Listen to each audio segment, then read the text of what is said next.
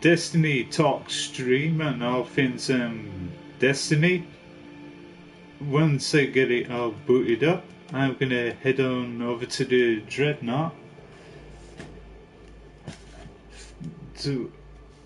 so I can have a talk over some keynotes that are written on Destiny.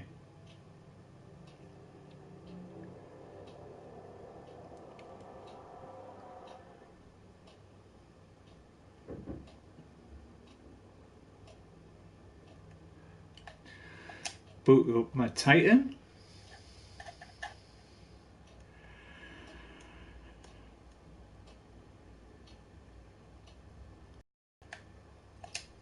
Go to my directory and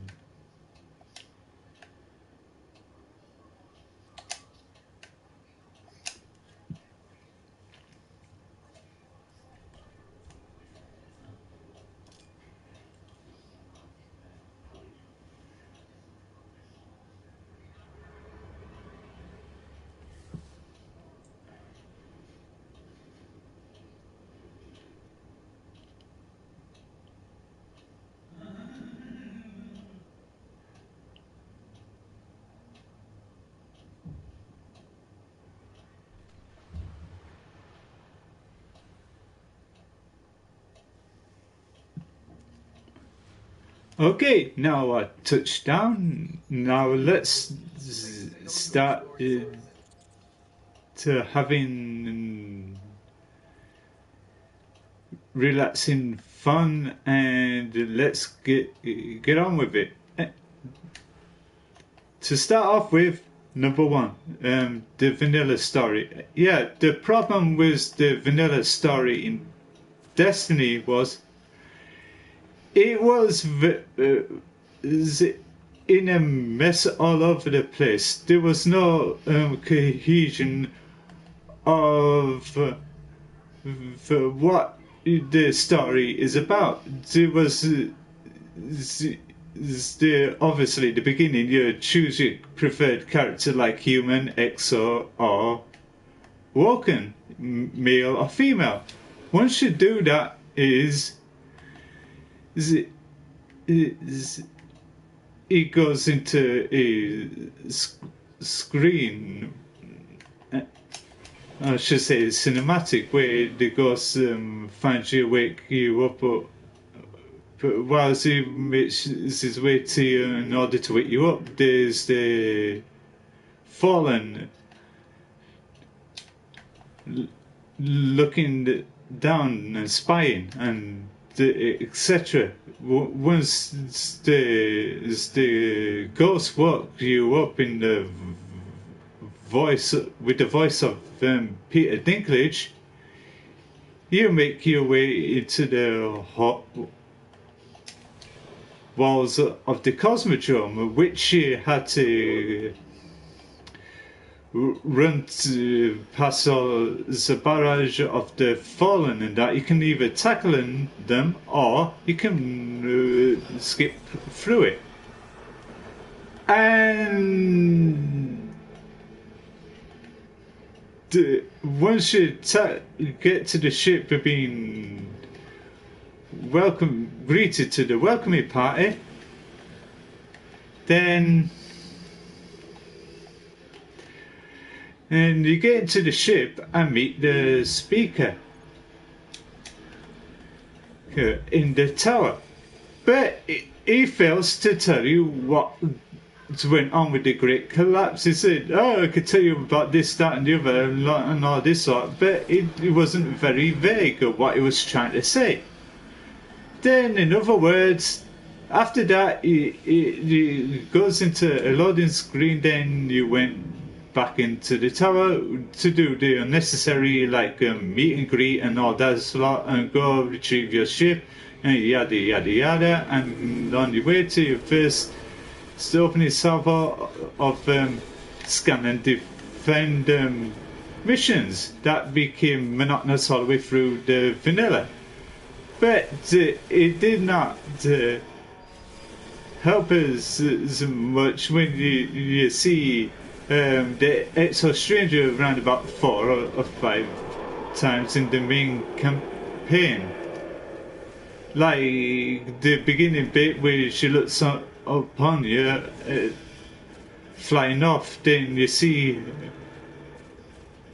her as a shadowy figure in the moon.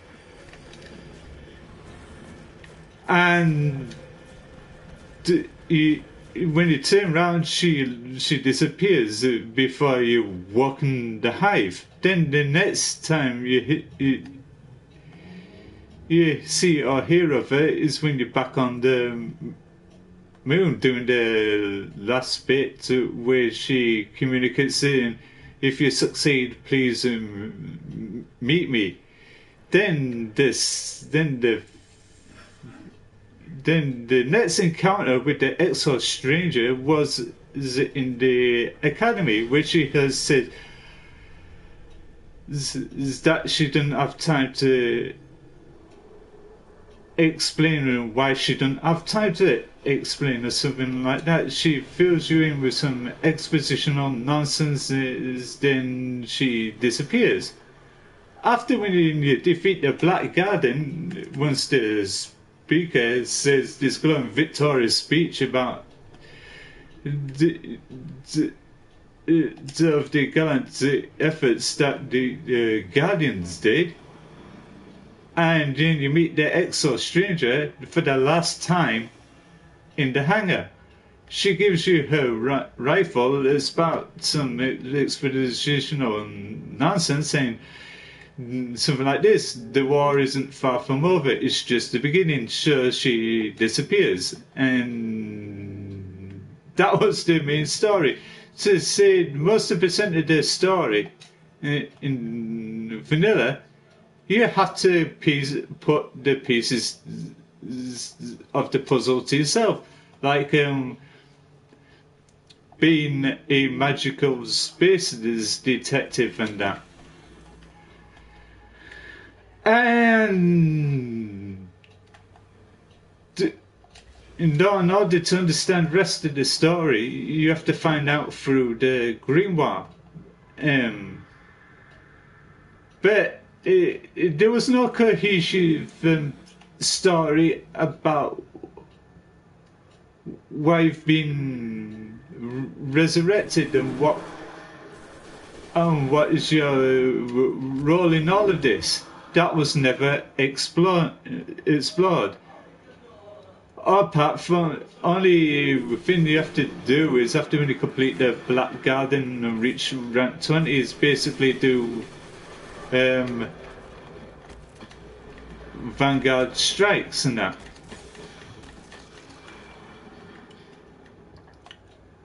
And the Vault of Glass raid, in which I'm gonna go into more depth within my misplacement section of the talk. And before you go to the Black Garden, you have to get the head of Vet's Gate Lord. After when you meet the brother and the queen in the reef for a brief interlude, then Prince Aldrin says,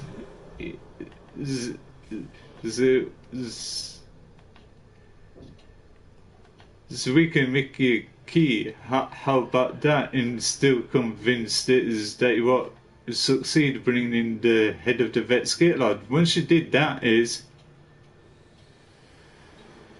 that was it. That was the initial setting up for the House of Wolves when you get the Vestian outpost open. So that will be explored in the House of Wolves section of the talk. And now let's move on to the Dark Below. Yeah, the Dark Below was not a very good way of them selling DLC and that. it was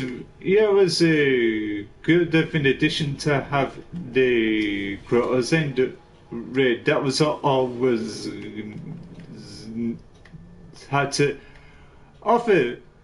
The stories were mainly side the missions really to time in to that bit beyond storylines and that. But it was not justifiable of the amount that people was paying for just for a very short DLC.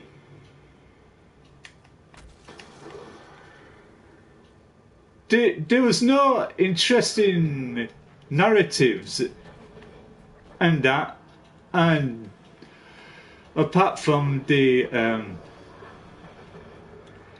Omnigo strike.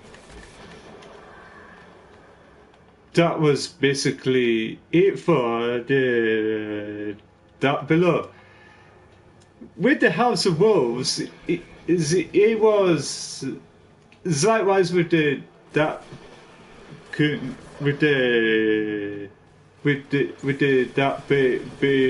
below. Was very short. One key thing that was missing that disproves to the fans was still was no additional raid. Everybody in the Destiny community, well, most of the Destiny community, even the Destiny YouTubers like Mark Console and Mrs. Sean and all that lot, wanted a raid in the House of Wolves. But sadly, that got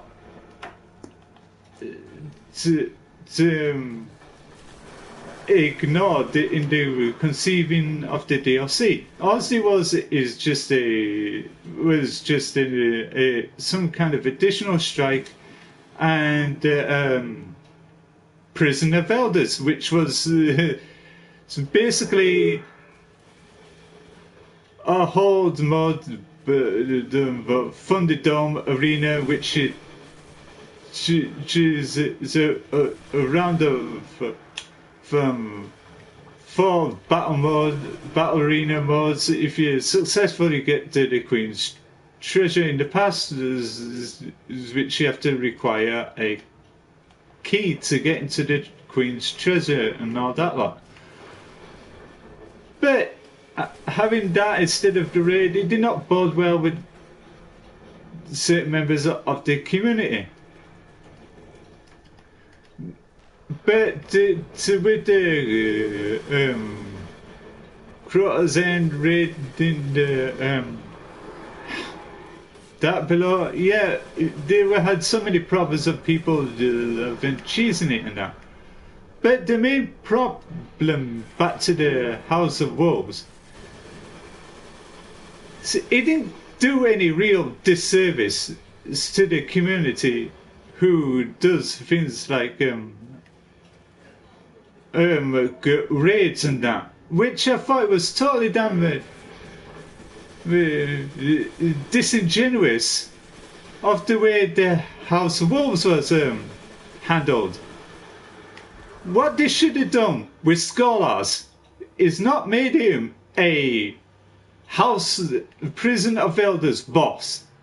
Why didn't they just make him as the raid boss like they did with Oryx and Crota? In Crota, yeah, in the storyline, they defeat Crota of Crota's Soul, in which you face Crota again in the Crota's End. That was great satisfaction, and likewise with Oryx, you face Oryx at the end of the Taken King.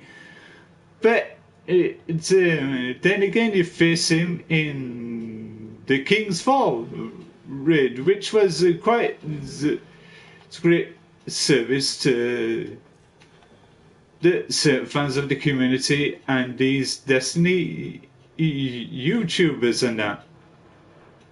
But it's when it comes to the House of Wolves, it was not great of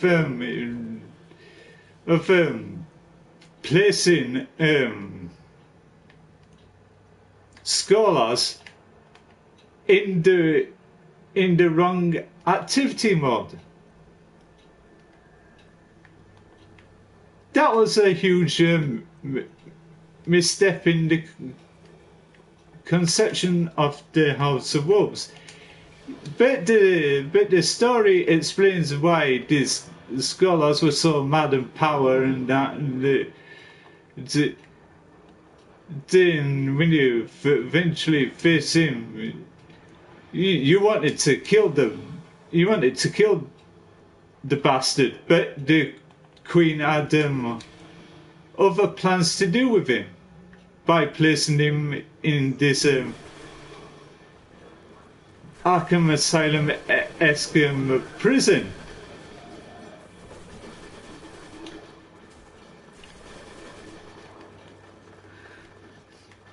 You could tell when that happened, that was not gonna sit well at all. And now we're gonna move on to the creme de la creme, which is the Taken King. Yeah, the Taken King was nothing more, nothing less a rebuild of the vanilla Destiny, which she had more to offer. Like a couple of additional strikes and the raid which you had to face Oryx.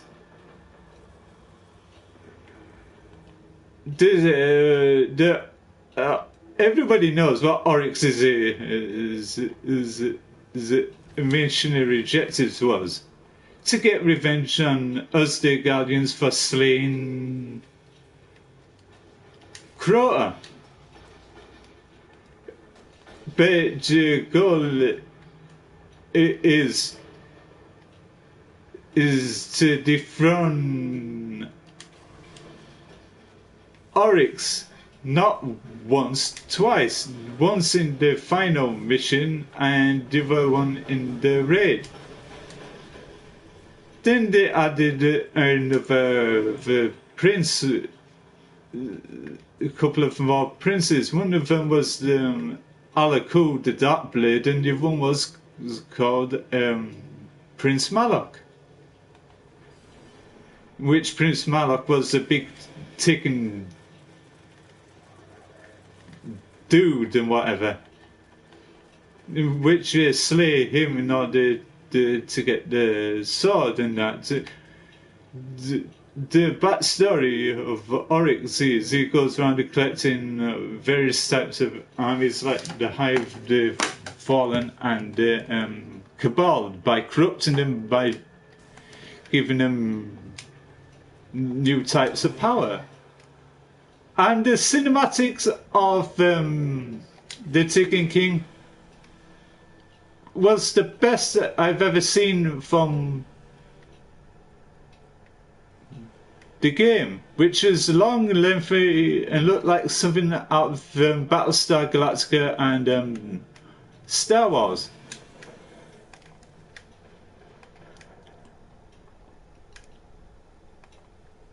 And I can't say anything bad about the Taken King because as far as I'm concerned, the Taken King was the best DLC that I've played in Destiny due to the mediocre the Dark Below and the House of Wolves.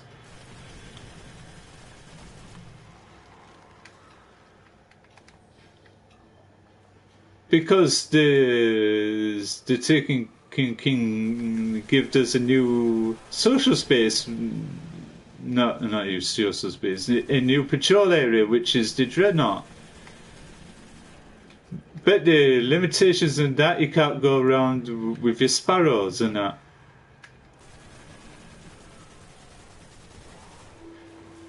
But which is quite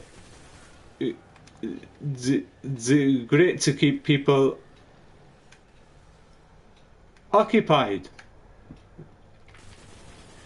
But that was the Taken King in the nutshell, and a couple of props about the Taken King.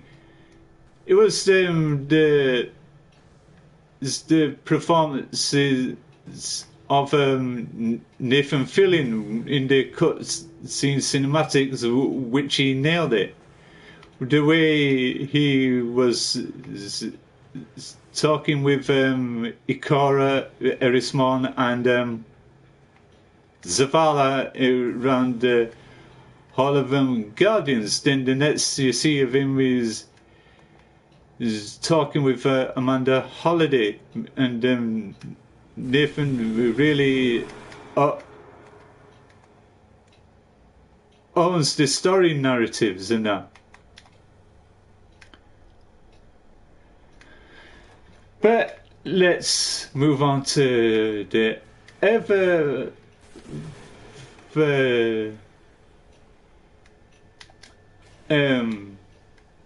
lukewarm Rise of Iron. Yeah, the Rise of Iron was a slapdash replacement. To say that Destiny 2 was going to be released last year due to problems, and then that they had to postpone it to this year. But in order to find something in its replacement, they cooked up this Rise of Iron, which was the chronology of how Lord Saladin became who he was, and that. Yeah, but it was a great addition to a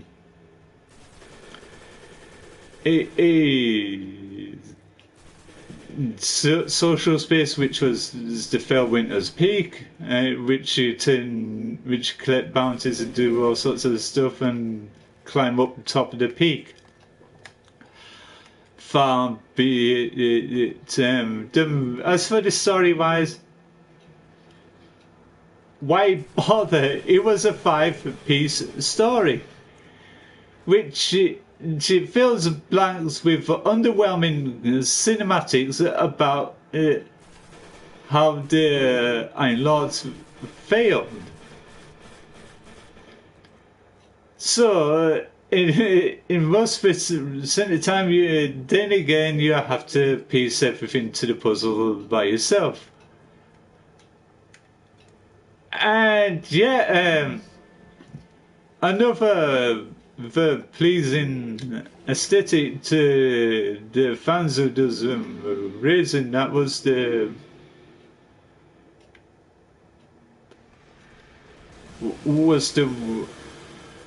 one in the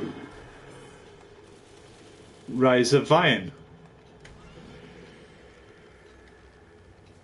which was quite the Wrath of the Machine raid, which has seen footage of, which mainly people seen the reveals and that, and they thought it was the best feature of the Rise of Iron. And apart from that, I had a couple of slapdash strikes and that, and the addition and the extension of the Cosmodrome, which the Rise of Iron alternate Cosmodrome is basically a reskinned version of the one from vanilla, apart from the other extensive bits, like leading towards the forge.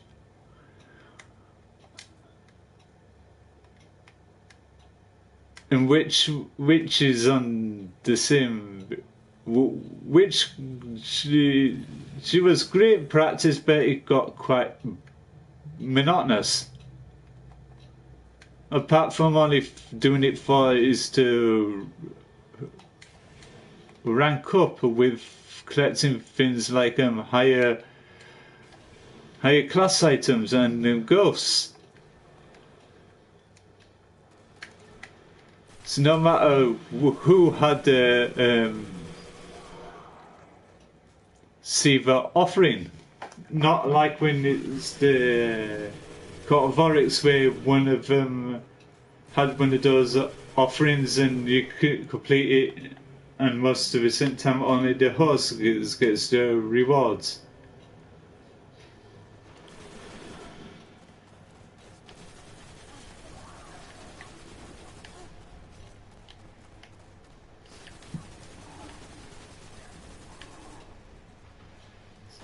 And that was the apart from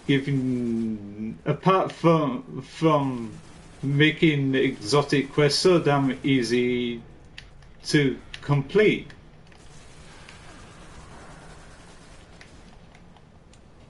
Like Nova the Mortis and the Abaddon, which took like an hour to complete during through the Dawning event.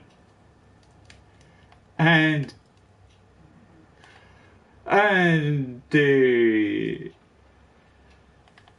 speak about the Dawning when it came around after the rise of Iron.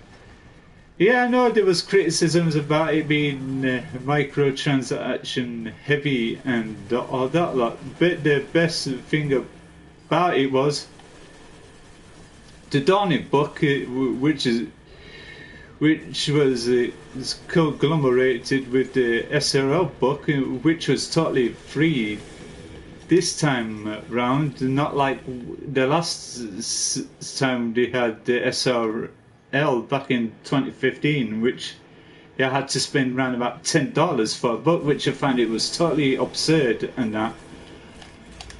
And many members in the Destiny community was totally pissed, and rightfully so.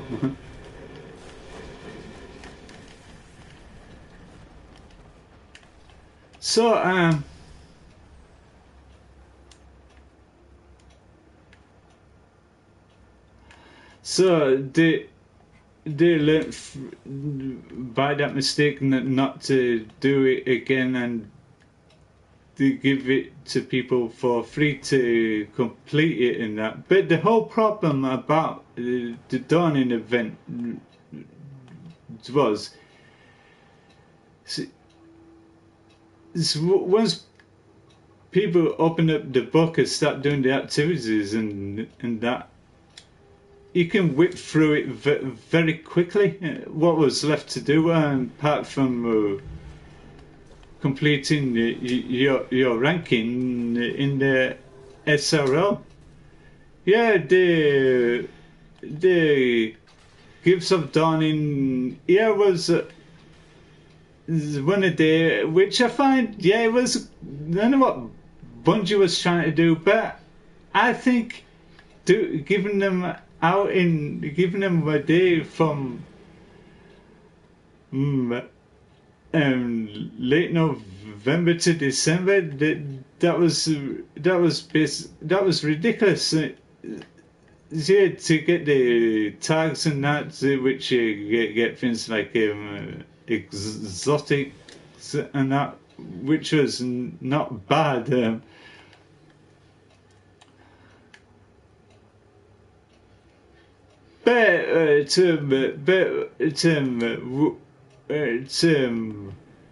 With that was the the dawning. But when it came to the Festival of the Lost, but people called it the Festival of the Cast because basically it was an excuse for people to spend money on the event, buy loads of masks and shaders and all that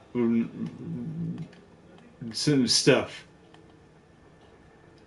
But one redeeming quality about the Festival of the Lost 2016 then to 2015, the 2016 season of Festival of the Lost had more stuff to do.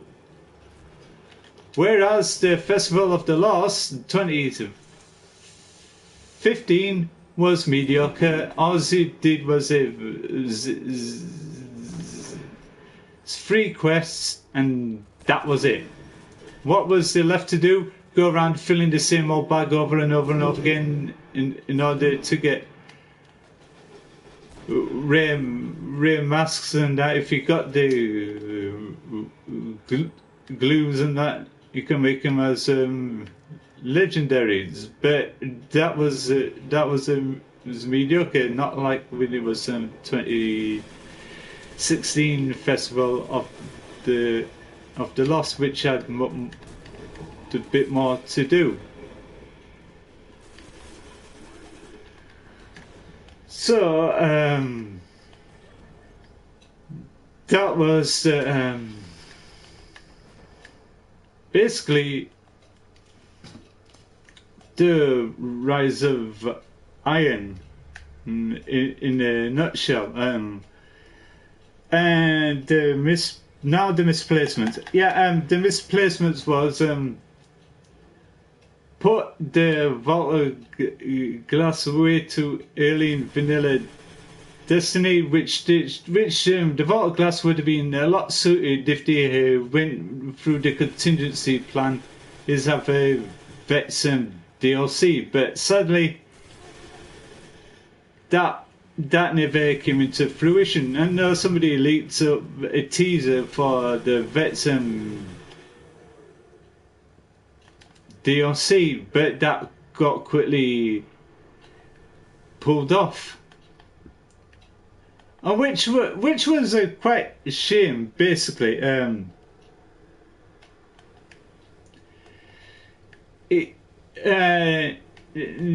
was a great void of them not including a Vets DLC.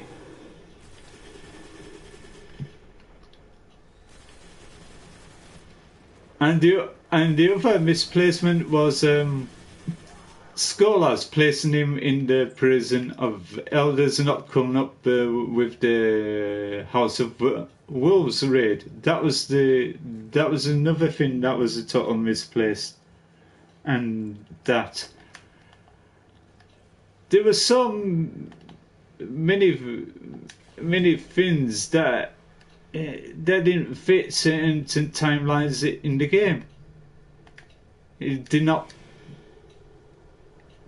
pan out to the chronology of the game.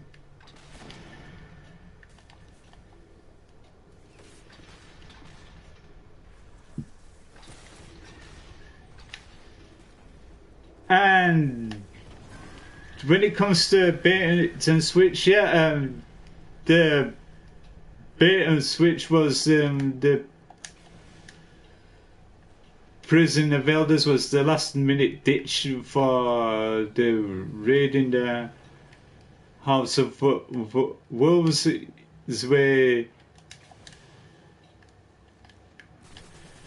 where you could have had the Prison of Elders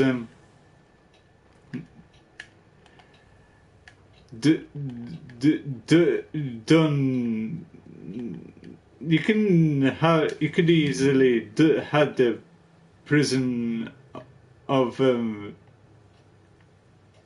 Elders done in a different way, and that, and not as a last minute did show because them not including the House of Wolves raid mechanic in the DLC.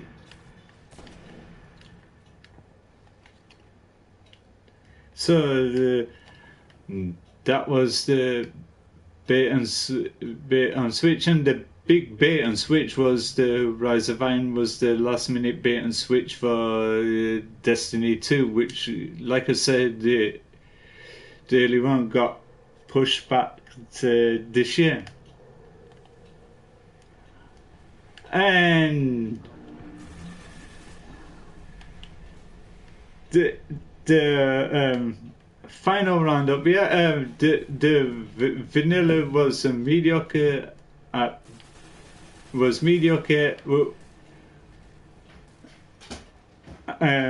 The House of Wolves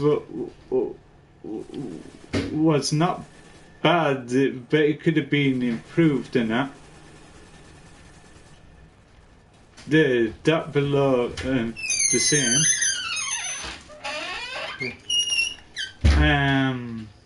The Taken King was excellent, but the Rise of Iron, was greater than the inception of the Iron Temple and the Plaguelands and the Forge, but the storylines in the Rise of Iron, the House of Wolves and the Dark Below, more so with the Dark Below, which was not very good. It was rather short. And the best storylines was the Taken King with Oryx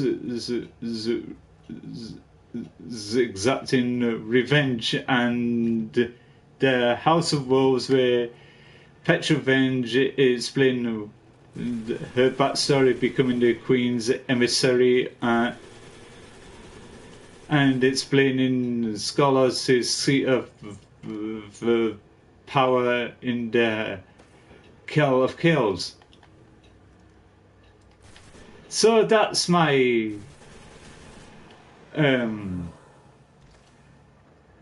final roundup on the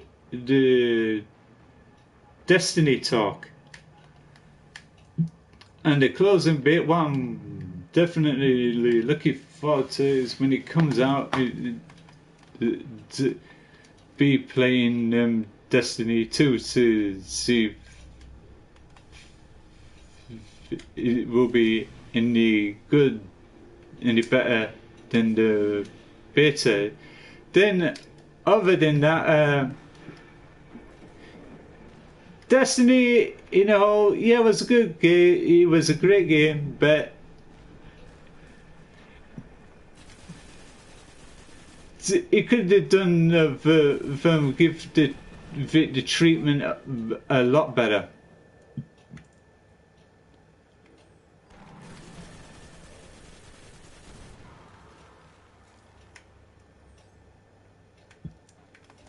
So that's my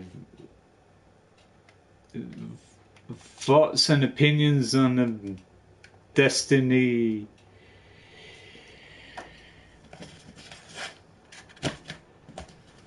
2 and etc. No, not Destiny 2, on Destiny etc.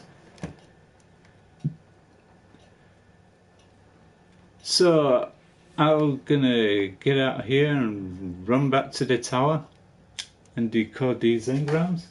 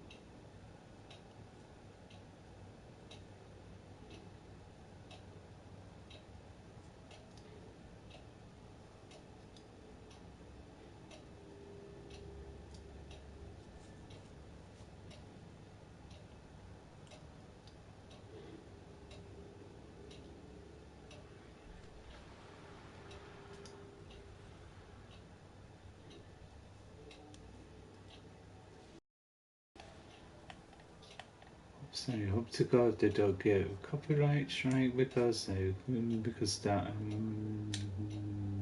the ice cream truck is playing in the background.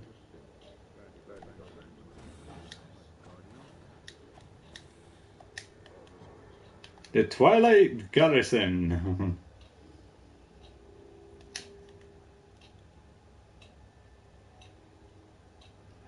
Recovery.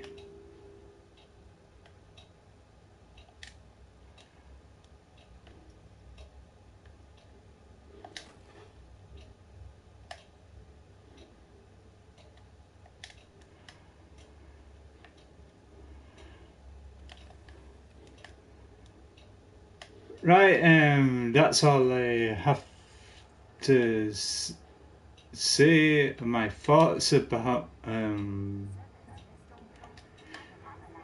Destiny. This is me, centrevez vectra. Thank you for your listening, and wherever you are in the world, have a great day, and don't forget to share Pup and Fly Rides, and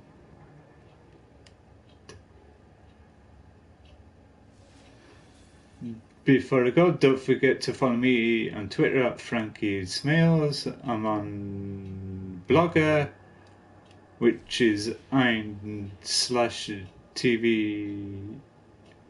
Well, ein-TV-40. I'm I'm also on Facebook and a couple of online media outlets.